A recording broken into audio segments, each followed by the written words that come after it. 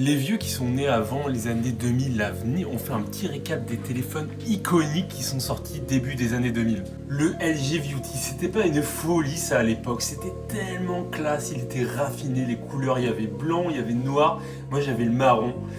Je me rappelle, je l'avais perdu dans le bus d'ailleurs. Ça, c'est le Motorola iconique, le premier téléphone pliant que tout le monde avait. Qui se souvient de la pub qui faisait Hello Moto? Ça, c'était le téléphone que je voulais. Ma mère l'avait, j'étais tellement jaloux à l'époque. BlackBerry, c'était une référence. Le BBM, ça vous parle? La petite molette au milieu, la petite bille là. Le clavier, il était tellement bien par rapport aux autres téléphones. Non, ça c'était THE téléphone avant l'arrivée des iPhones, c'était le téléphone qu'il fallait avoir. Le Sony Ericsson, ça c'était un truc de ouf, il y avait plein de personnes qui l'avaient, je me rappelle dans mon collège, c'était un des premiers téléphones qui faisait la partie MP3, etc. Et du coup, il y en a plein qui l'avaient, il était pas si cher, et franchement, rapport qualité-prix, c'était plutôt stylé.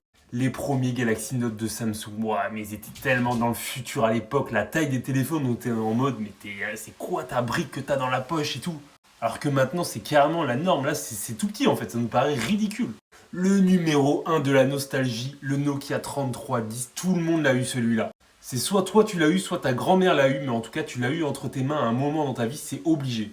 Dis-moi en commentaire si tu as d'autres références qui t'ont marqué à l'époque. J'en ai sûrement oublié plein.